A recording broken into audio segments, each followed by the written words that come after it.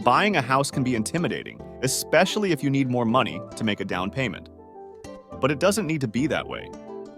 In my several decades as a landlord and real estate investor, I have purchased more than a dozen homes, with a total of $800 out of pocket. I bought my first house when I was 21 and unemployed. For all but one of our home purchases, my salary was under $50,000 a year. Anyone can buy a home if they know how. I'll walk you through that how. This video will explore some of these strategies in detail so you can find the best solution for your situation. If you want to know, can I buy a home with no money down? The answer is yes. I will explain how to buy a house with no money down. I have personally done several of these. I was able to retire at 42 with these strategies for buying a house with zero down.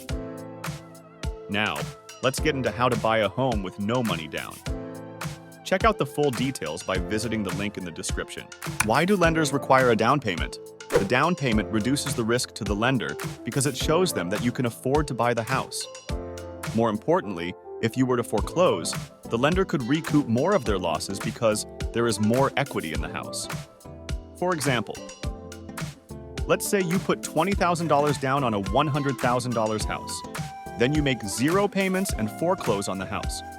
The lender can now sell the house for $100,000 and will only be out the $80,000 they lent you. My example isn't completely true. There will be legal fees and repairs, but you get the idea. A quick note on private mortgage insurance. A significant benefit of many of these no or low money down strategies is the minimization of private mortgage insurance. Private mortgage insurance is an insurance policy that protects lenders from financial losses if a borrower defaults on their mortgage. It is usually required when homebuyers make a down payment of less than 20% of the property's purchase price or have a loan-to-value (LTV) ratio higher than 80%. PMI is calculated based on credit score, down payment amount, and the LTV ratio. Homeowners can expect to pay up to 1% of the loan amount per year for PMI coverage. But PMI will not apply to most of the strategies I am about to coach you through. Private mortgage insurance is not a bad thing. I am a firm believer that PMI is not a bad thing if you structure your mortgage smartly. The less you put down, the higher your PMI. But that PMI goes away after a few years. Ask your lender to calculate the break-even date for your PMI to be paid off. Also ask them to calculate the total amount you will pay in PMI at different down payment amounts. Use those numbers to help you decide the amount to put down.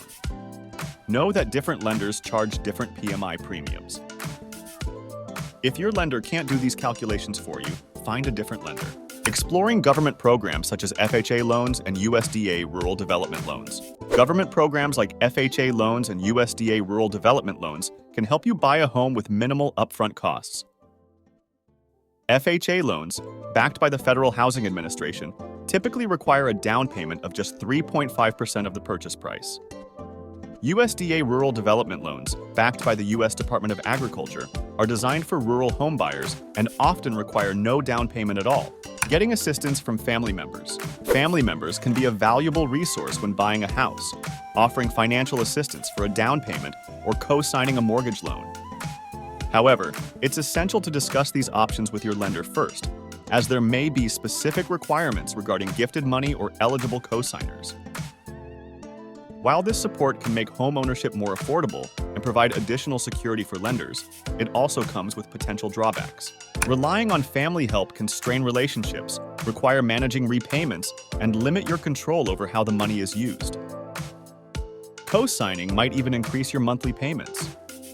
While some families navigate these challenges successfully, I strongly advise caution, as the emotional cost can sometimes outweigh financial benefits. Taking advantage of seller financing options. Seller financing can be an effective way to buy a house with a lower down payment, as you make payments directly to the seller rather than through a traditional lender. This option offers the benefits of a reduced down payment and flexible repayment terms tailored to your needs. However, it also comes with potential downsides, such as higher interest rates, the risk of default, uncertainty around future refinancing, and the challenge of finding willing sellers. My grandfather offered seller financing on some of his real estate properties, and I learned a lot from him as a child. He once had a tenant who was always late with payments, and he explained to me the importance of knowing when to foreclose and when to give someone a chance. This experience taught me valuable lessons about the complexities of seller-financed mortgages, even before I was 10 years old. Seller contributes down payment. It's generally understood that sellers can contribute towards closing costs. Few people know that sellers can also contribute toward the down payment. The seller paying the down payment is an excellent option for buyers who need more money to put down. This strategy can be negotiated as part of the deal, and you should talk to your real estate agent or lawyer about it. I have often negotiated with the seller to pay my down payment and closing costs.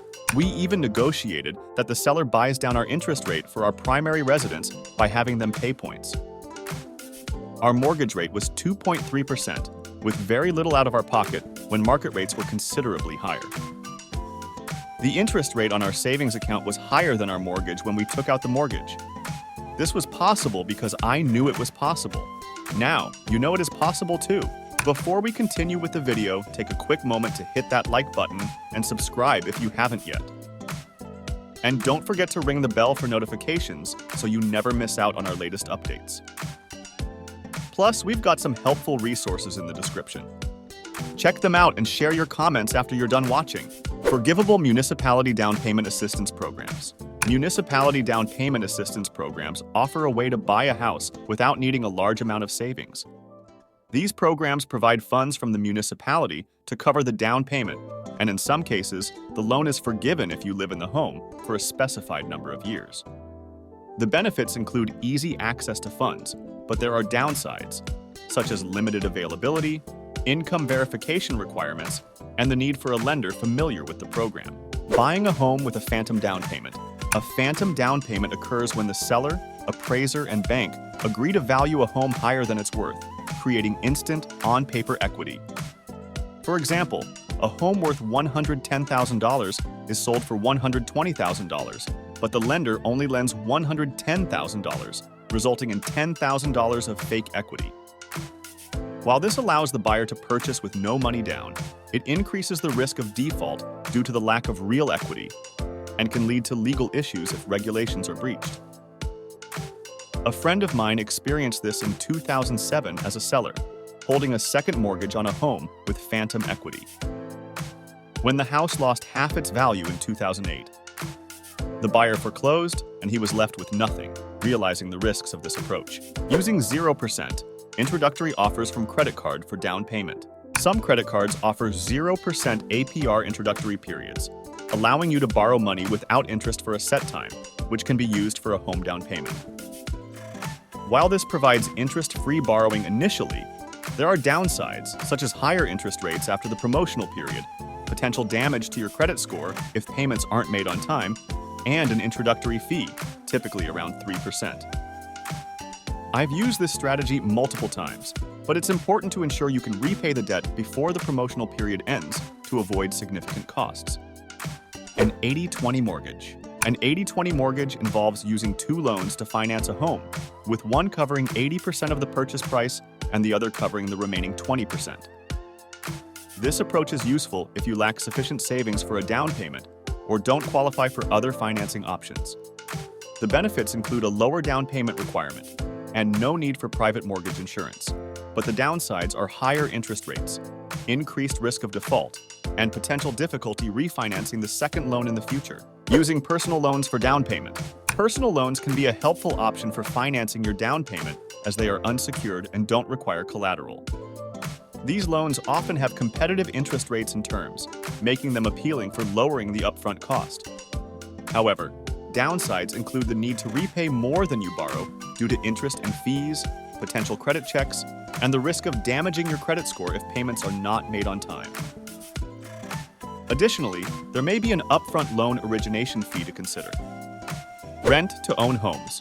Rent-to-own homes offer potential buyers the option to rent a house with the possibility of purchasing it at the end of the lease, which can be helpful for those lacking a down payment. This arrangement allows you to move in immediately, save up over time, and potentially lower your down payment costs. However, it often comes with higher rental payments, non-refundable option fees, and responsibility for repairs during the lease. Additionally, qualifying for a mortgage may be difficult if you have poor credit. Personally, I'm against rent-to-own arrangements, as they often benefit landlords at the expense of tenants, a practice I learned early in my real estate investing career. Only buy a home you can afford. Sure, it's great to buy a home with no money down or little out of pocket, but make sure it is something you can afford when things break or you lose your job. Down payments exist for a reason. They exist to lower the risk to the lender.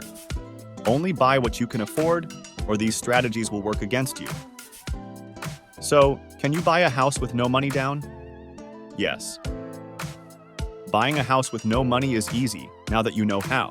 Thanks for watching, and if you found this video helpful, don't forget to like, subscribe, and share it with your friends. Also, don't forget the link in the description.